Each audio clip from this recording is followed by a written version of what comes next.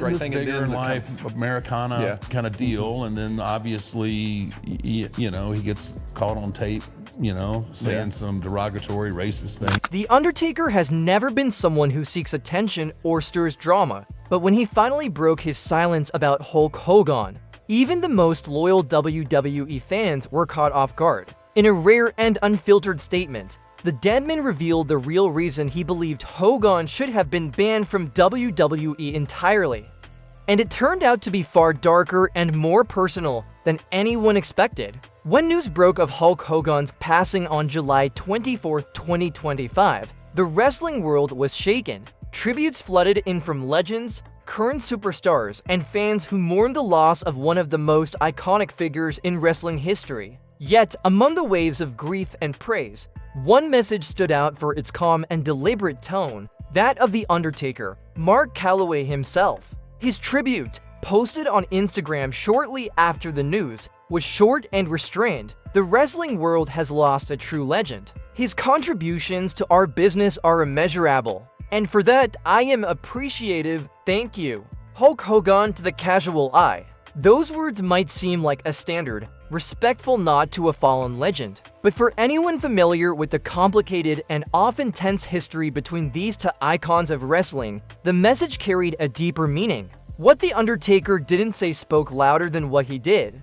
There were no personal stories, no fond memories, and no emotional expressions of brotherhood like many others shared. Ric Flair, for instance, wrote at length about Hogan visiting him in the hospital when he had only a 2% chance of survival, helping him financially when his son Reed was sick, and calling Hogan an incredible athlete, performer, friend, and father whose friendship meant the world to him. In contrast, The Undertaker's message felt purely professional, distant, and almost perfunctory, a polite acknowledgement rather than a heartfelt farewell, and perhaps that's exactly what it needed to be. Because the history between these two men, both inside and outside the ring, tells a story of tension, frustration, and deep disagreement over what it truly means to be a professional wrestler. It wasn't until after Hogan's death that The Undertaker began to speak more openly, revealing just how strongly he really felt. When Hulk Hogan appeared at WWE Raw's Netflix debut on January 6, 2025, something happened that no one in the wrestling world could have imagined. The crowd of over 18,000 at the Intuit Dome in Inglewood, California didn't cheer for the legendary Hulkamania star. Instead, they erupted in a wave of boos so loud and relentless that Hogan could barely be heard as he tried to promote his Real American beer brand. This wasn't just an off night for a veteran icon, it was the breaking point of years of controversy, broken trust, and scandals that had finally caught up with him. But perhaps the most telling reaction came from The Undertaker himself, Mark Calaway, a man whose complicated history with Hogan spans more than 30 years. When Taker addressed that moment on his 6 Feet Under podcast on February 3, 2025, his words carried the weight of someone who had seen Hogan's rise, dominance, and now his downfall. And what he said next was far from kind. I got feelings. I got feelings for people. Like, sometimes in life, things come back. This wasn't the compassionate Undertaker offering sympathy to a fallen peer. It was something far sharper, almost as if he believed karma had finally come knocking at Hogan's door. As The Undertaker spoke on his podcast, co-hosted with guest Justin the Body Donut, the layers of their long and complicated history began to peel back, revealing not just personal tension, but a deeper reckoning with everything Hulk Hogan had come to represent in the world of professional wrestling. According to The Undertaker, the immediate backstage reaction to the crowd's harsh response that night said more than words ever could. When I saw him, he was no-selling it and pushing his beer. I didn't see him. I wasn't backstage when he came. The term no-selling holds a special meaning in wrestling language. It's used when a wrestler refuses to react to their opponent's moves, breaking the illusion and flow of the match. So when The Undertaker used that exact word to describe Hogan's reaction to the crowd's rejection, it wasn't by chance. It was a deliberate reference to one of the most notorious moments in their shared past, hinting that even after all these years, Hogan was still playing the same game, ignoring reality whenever it didn't fit his story. When the podcast host asked The Undertaker if he felt any sympathy for Hogan or if he ever thought about giving him a hug after such a public embarrassment, the Deadman's answer left no room for doubt. Did you feel bad for him? No. Well, hey man, I got feelings.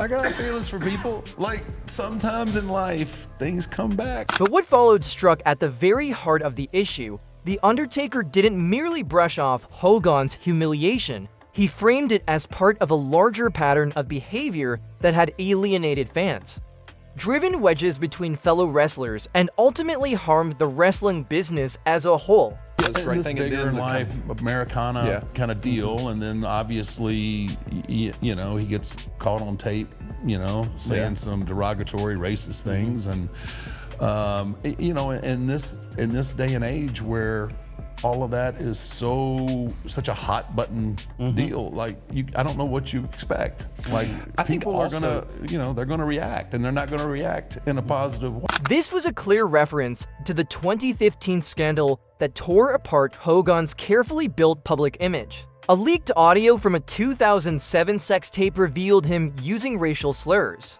including the N-word, while talking about his daughter Brooke's dating life, expressing discomfort that she was reportedly seeing a black man and admitting, "I am a racist to a point." The backlash was swift and severe. WWE terminated his contract and removed him from the Hall of Fame in July 2015. But The Undertaker's critique went beyond the racism scandal, pointing to a larger issue familiar to modern wrestling fans: the erosion of kayfabe, the fragile line separating the scripted world of wrestling from reality.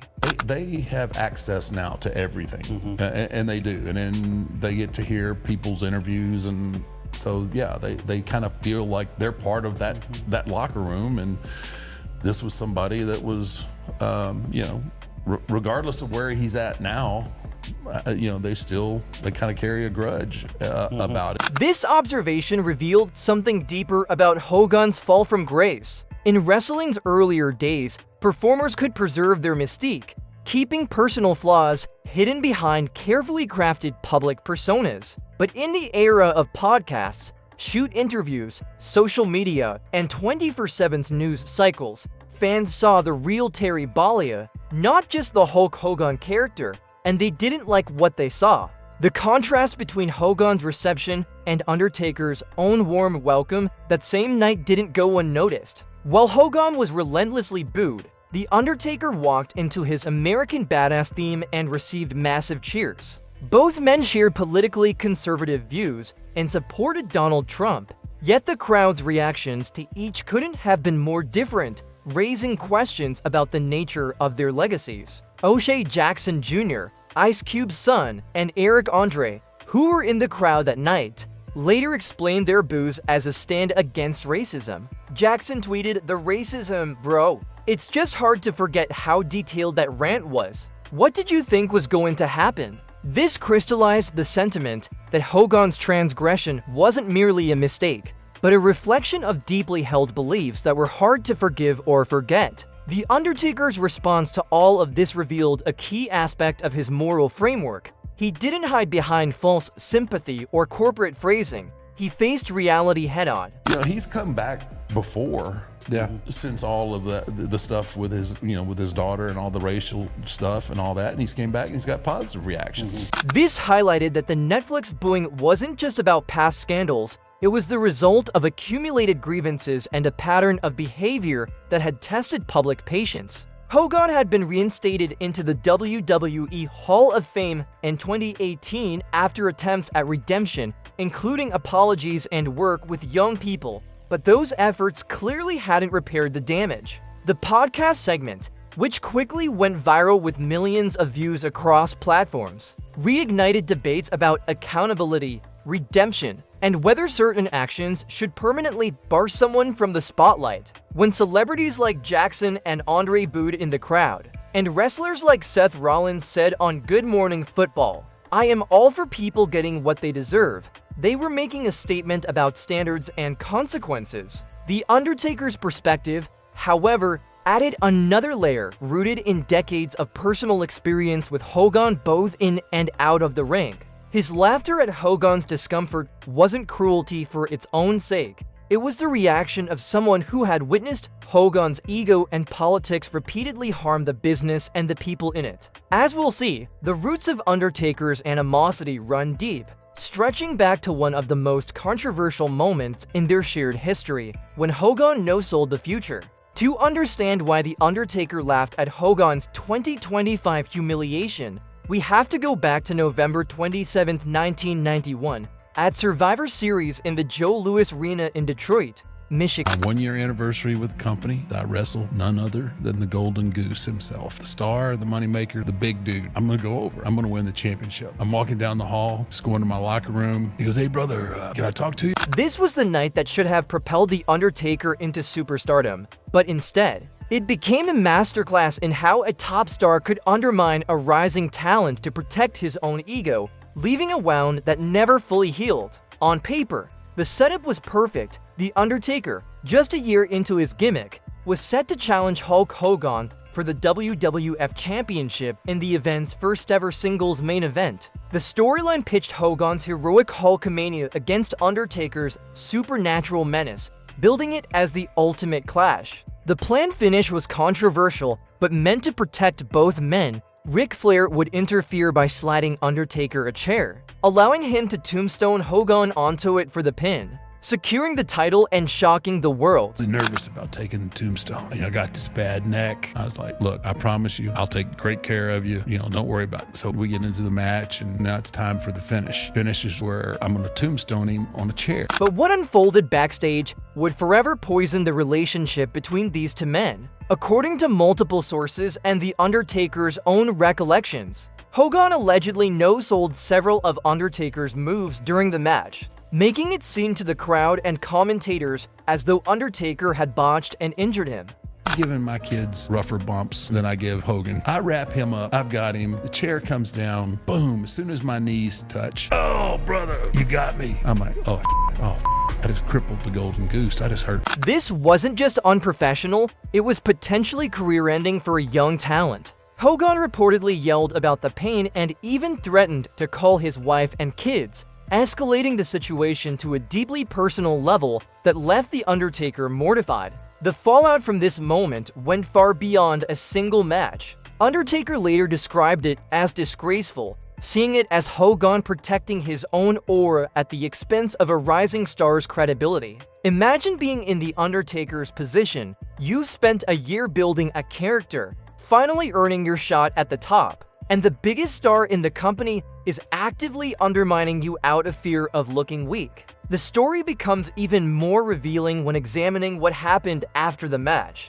Concerned that he might have actually injured wrestling's biggest star, The Undertaker went back to check on Hogan, and what he discovered completely changed his view of the man. A YouTube short captures The Undertaker recounting this moment in detail. So I'm walking back. I get backstage. I was like, where's Hogan? He's in Vince's office. Hogan's laid on the floor. So I'm going over to check on him and apologize and everything else. It took a few days before I actually got to see the footage. His head never touched. Let that sink in. The Undertaker executed the move perfectly, with Hogan's head safely a foot from the mat. Yet Hogan claimed he had been injured. When Undertaker confronted him later, Hogan blamed the injury on Undertaker squeezing his legs during the move, which Undertaker found both implausible and insulting. This incident didn't just damage trust between two performers. It exposed something fundamental about Hogan's character and his approach to the business. But the 1991 incident was only the beginning of a recurring pattern throughout Hogan's career. His reputation as a political player,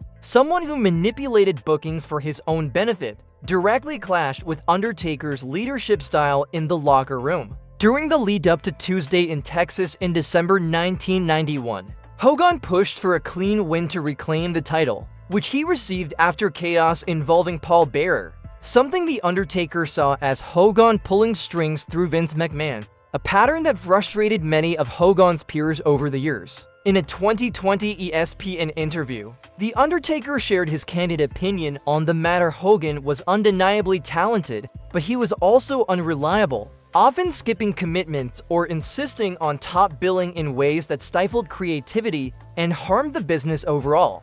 This pattern extended far beyond The Undertaker. Looking at the wrestlers who have openly criticized or expressed animosity toward Hogan reads like a who's who of wrestling royalty: Bret Hart, Shawn Michaels, Randy Savage, CM Punk, Scott Steiner, and many others. The common threads in their complaints were clear: Hogan's ego, his backstage politics, his refusal to put other talent over, and his tendency to manipulate situations for his own gain. Bret Hart's resentment was particularly intense. At WrestleMania 9 in 1993, Hart lost the WWF Championship to Yokozuna, only for Hogan to win it immediately afterward in an impromptu match. Hart had been led to believe Hogan would drop the title to him later at King of the Ring, but Hogan instead lost it back to Yokozuna, refusing to put Hart over.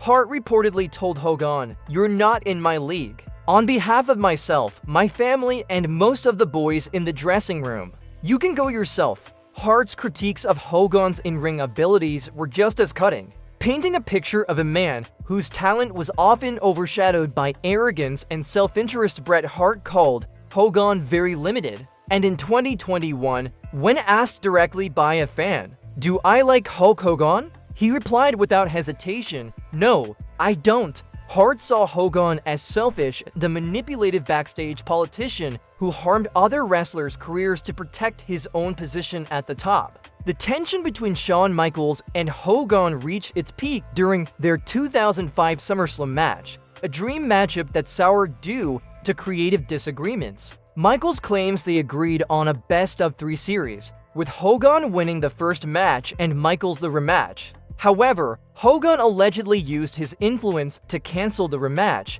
ensuring he remained on top. Frustrated, Michaels oversold Hogan's offense in a comedic, exaggerated way during the match, mocking him, a moment that has since become legendary in wrestling lore. Even Randy Macho Man Savage, Hogan's former friend and tag team partner, reportedly held deep resentment. Their on-screen feud over Miss Elizabeth, Savage's wife, reflected real-life tensions, as Savage believed Hogan had crossed personal boundaries involving Elizabeth, fueling years of animosity. An urban legend claims Savage punched Hogan before WrestleMania 9, giving him a black eye, though Hogan insisted it was a jet ski accident. Before Savage's death in 2011, Hogan said they had reconciled at a doctor's office in Tampa, Florida, and resumed communication. However, Matt Osborne, known as Doink the Clown, disputed this, asserting that Savage hated Hogan until his death,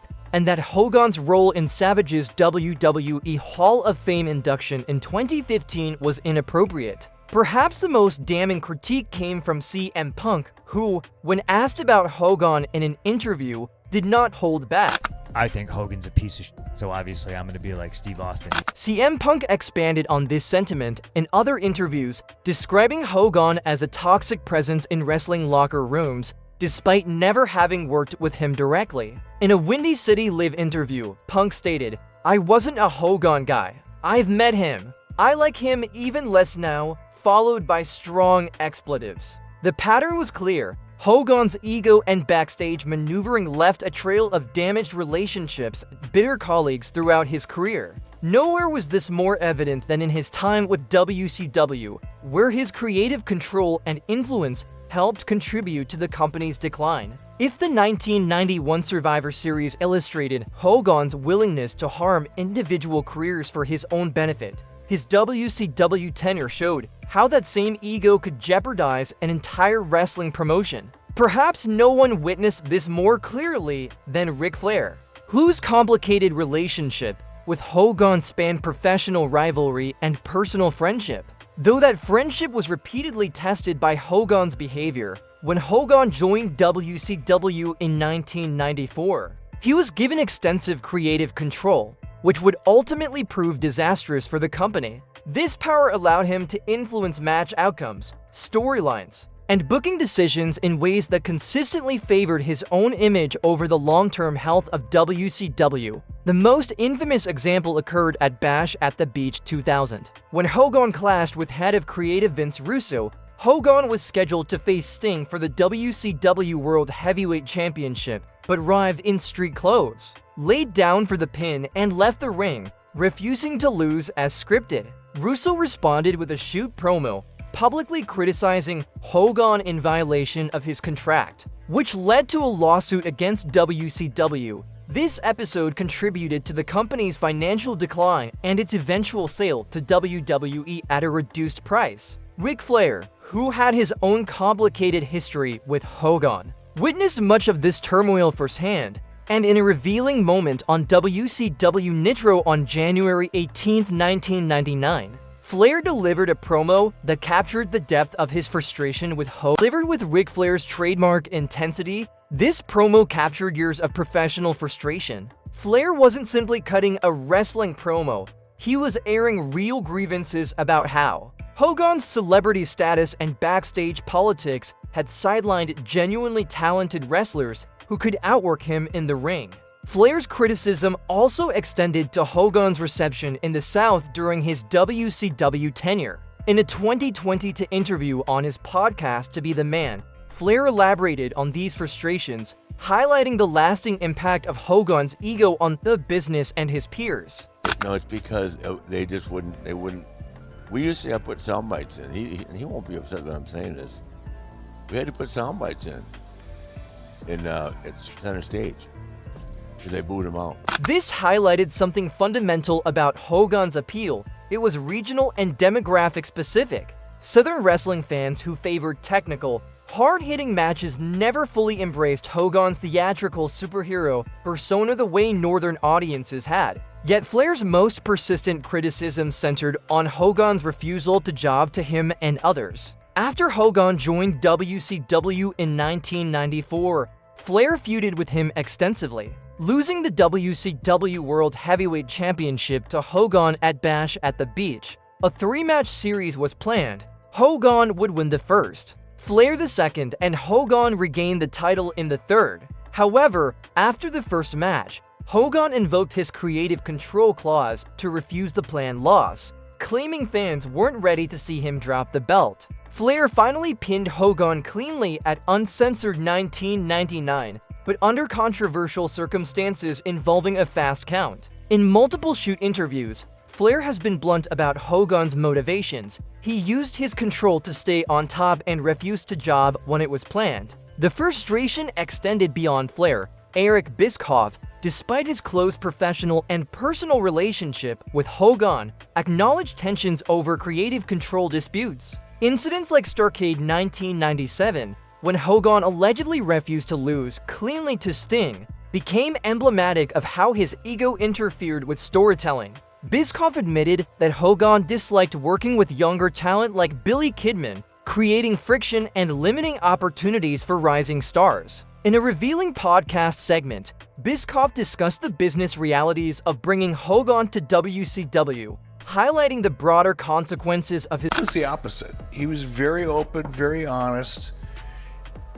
However, he had an attorney by the name of Henry Holmes, who was a animal. He's just an animal. And that part was very, very difficult. That being said, they were very clear right from the very beginning. Here's what this deal has to look like.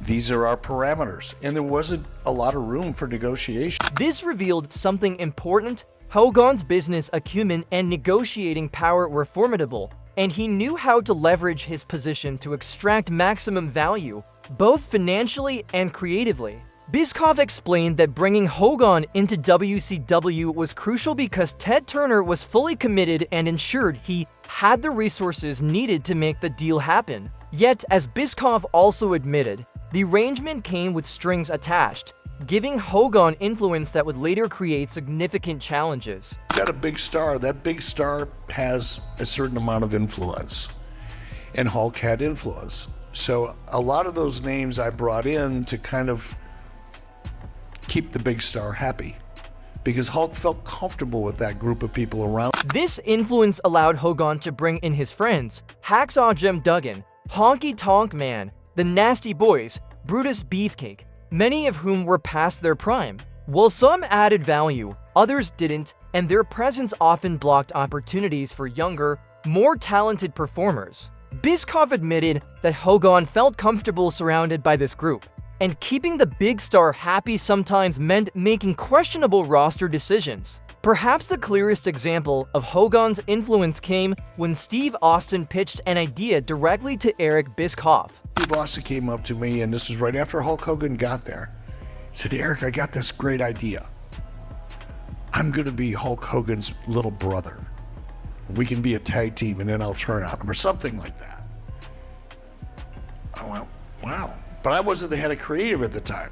I said, well, let me pass that on, and we'll see where that goes. Now, I knew in my mind. Bischoff immediately knew that Hogan would never agree to work with Austin. When the decision was made for Austin to drop the US title to Hacksaw Jim Duggan, it reportedly became the tipping point for Austin's frustration in WCW. Austin has openly criticized that booking decision, and it's easy to understand why. He was being passed over in favor of a nostalgia act, while one of the company's biggest stars refused to even consider working with him. This pattern, refusing to work with younger talent, manipulating bookings to maintain his status, and prioritizing his own image over the health of the company, ultimately contributed to WCW's downfall.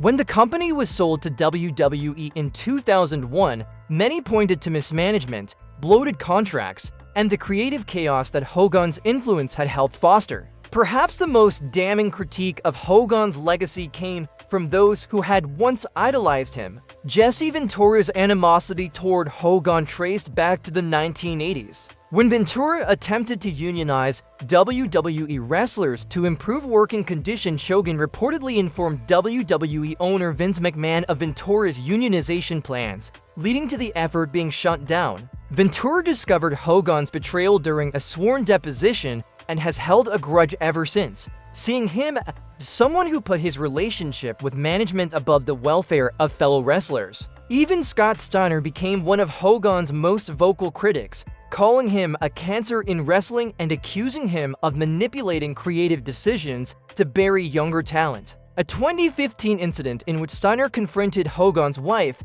Jennifer, over Hogan inducting Randy Savage into the WWE Hall of Fame led to a police report and Steiner being banned from the event. When Hogan's racist remarks surfaced that same year, Steiner called him a piece of on X, implying karmic retribution. The 2015 scandal only intensified existing resentments, with MVP labeling Hogan a racist after the leaked audio, openly stating he held no love for him when Hogan was reinstated into the WWE Hall of Fame in 2018. The New Day released a joint statement saying he didn't represent their values and chose not to engage with him. All of this context makes The Undertaker's 2025 reaction to Hogan's booing not just understandable, but almost inevitable. When The Undertaker laughed at Hogan's discomfort, saying, "Sometimes in life, things come back," he was speaking for an entire generation of wrestlers who had witnessed Hogan's ego harm careers, poison locker rooms, and ultimately tarnish his own legacy. The final chapter came with Hulk Hogan's death on July 24, 2025. At age 71, the wrestling world's response was mixed. Some, like Ric Flair, praised Hogan as an incredible athlete, talent, friend, and father, recognizing his contributions despite their complicated history, while others remained silent or offered measured condolences that carefully avoided whitewashing his controversies. The Undertaker's 2025 Instagram post acknowledged Hogan's immeasurable impact on the business in a professional manner, even as their personal history remained unresolved. This moment encapsulated the complex legacy Hogan left behind, undeniably vital to wrestling's mainstream success, yet deeply flawed in ways that hurt the people around him and the industry he helped build. The lesson here isn't just about one man's failings, it's about how ego, unchecked power, and the refusal to put others over, both literally and figuratively, can corrupt even the most successful careers. Hogan's refusal to lose cleanly to Ric Flair, his manipulation of Steve Austin's career, His betrayal of The Undertaker in 1991 and his sabotage of Jesse Ventura's union efforts weren't isolated incidents. They were symptoms of a mindset that valued personal glory over collective success. When that mindset was exposed in the 2015 racism scandal, the carefully constructed facade of Hulkamania collapsed, revealing the deeply flawed Terry Bollea beneath, forcing the wrestling world to confront a truth many had known privately for decades. Hulk Hogan was great for business, but terrible to the people who made that business possible. The 18,000 fans who booed Hogan in Los Angeles in January 2025 weren't just reacting to old scandals, they were passing judgment on a lifetime of choices. And when The Undertaker laughed at that moment, refusing to offer false sympathy, he was simply acknowledging what everyone already knew. Sometimes in life, things really do come back, and sometimes that's exactly what needs to happen. Like this video. Click on the card showing on your screen for more.